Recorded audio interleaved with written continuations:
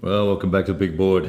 I think one of the things that I like most about this particular module of the OCS system, DAK2 or DAK, one of either or, excuse me, is the dynamic nature of the gameplay. I don't recall when I last recorded a video for this. It's been several days, and possibly it was the 22nd of June turn that I was either moving into or wrapping up, one of the two. Now we're at the top of the 29th, so it's only been a couple of turns, but the turn prior, June 19th and part of June 15th, lots of activity going on for both sides. Over here, we've managed to sort of clear a route. We got rid of the mines here so that DAK now has fast access to some SP and from a couple of different locations, but can also do trace very easily now. And that has freed up some resources and made life a little easier. Still got some isolated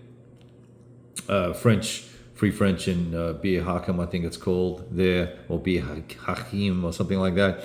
Tobruk, I've made some mistakes as the allies with Tobruk. Tobruk is overweight with forces. I'm literally trying to ship out an HQ and 2 brigades.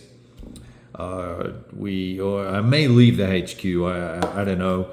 I've got some packs here so that I can replace steps as they're lost, because in this particular module, even though you're in a zone of control, you're allowed to replace a step losses. So we can keep things going there for a little while, and I've got a fair swag of supply, so we won't be out of supply, and I can use the port as a trace route anyway, so we're pretty much good to go. So it'll just be paying for defense and stuff of that nature, and how long that lasts there, and whether or not the Axis determine that their time and energy is better spent elsewhere. Which kind of leads us to the next part of the map, right? The game kind of splits up, as is its wont, into two kind of sections. The Tobruk reduction, and we're in June, so we're in June of 42 right now. The Allies probably should be beginning to be on the offensive here, but the Germans have been quite lucky with some of their results. They've lost a few steps, but nothing vital. And now we're in a situation. We're in a situation where I'm trying to zoom in here without messing things up too badly. We're in a situation where we did a burst through with 21st Panzer, punched out all of the aircraft at the various airfields, captured a little bit of supply here, and that has this was Gambut airfield, which is a victory point concession in, what is it, North Africa 41, Simonich title, a key location, and in this game it's worked out to be a key location as well, so that's of note. Picked up, so that forced a little bit of a fallback here. We had the Allies. Let me just zoom out or maybe I can just angle down here. Allies tried to make a stand here, quickly got surrounded. Tried to make a stand here, quickly got penetrated.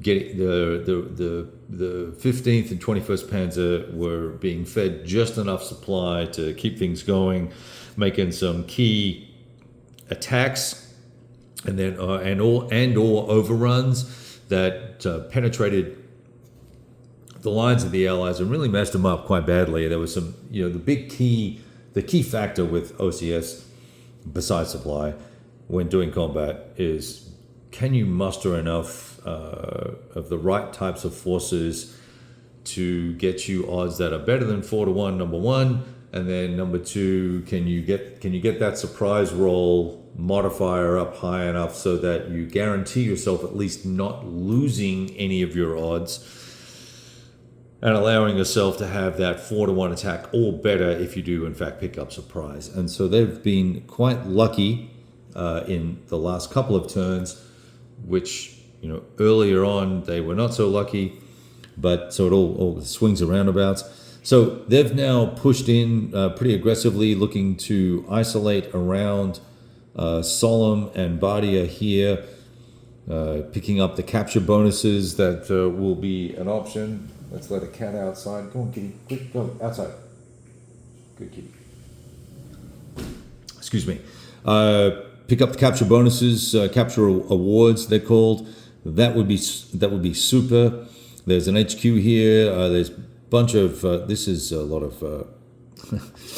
Looks like there's a lot of forces, but in actual fact, it's just freaking divisional trucks. I didn't know where to put them. Anyway, so we're in trouble here, but the saving grace for hopefully is a lot of reinforcements streaming in. Second New Zealand Division, some boys, rebuild boys from 10th and some Standard Brigade, and then guys from 50th and some AT guns. And this turn we have moved. Where did they get to here? No, where are the Aussies? Why have I not moved them? Or did I already move them? Well, there's some Aussies coming on the map at some point somewhere, and I can't find them now. I don't know where they are. Are they way back here? Nope, it's trucks. Well, just trust me. Oh, they're back there. They had to come in at Cairo because the Alexandria port was at full cap. All right, so that's what's going on. It's all touch and go at the moment. Now the question for the Allies in particular, let's start with them, is do they feed forces into the Moor and get chewed up but slow down the advance so that Solemn stays whole? Or do we abandon this entirely, wait to get some more replacements? We've got 2, 4, 6, I can see 7 dead units over in the dead pile over there. Get those back on the map and retreat back towards City Barani back here. Let me just hold the camera because it's on a dolly. Retreat back to there, or do we, which is a very wide front to defend. I mean, I'd rather defend here with this escarpment and around Piccadilly Circus area because there's a few hills and bits and pieces that we can, well, that's a depression, but a couple of hills here. We could maybe build some hedgehogs if we can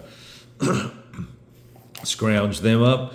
Or do we abandon everything and bolt back to Monty's favorite spot back at LLMN? I'm not sure. And then see what happens with the stretching of the German defensive, the German supply chain.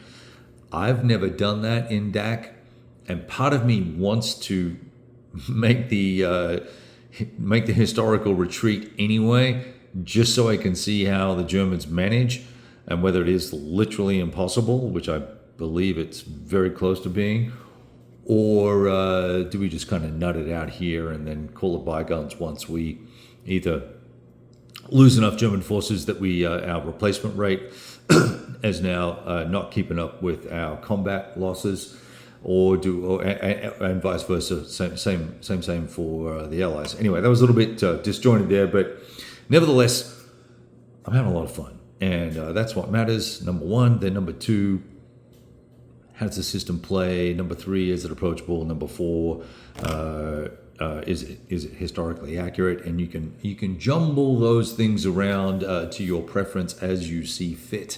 Anyway, Germans have initiative, but we have right on this map here, map B, we have a sandstorm. So that's going to screw up supply and movement. So there'll be basically nothing happening here.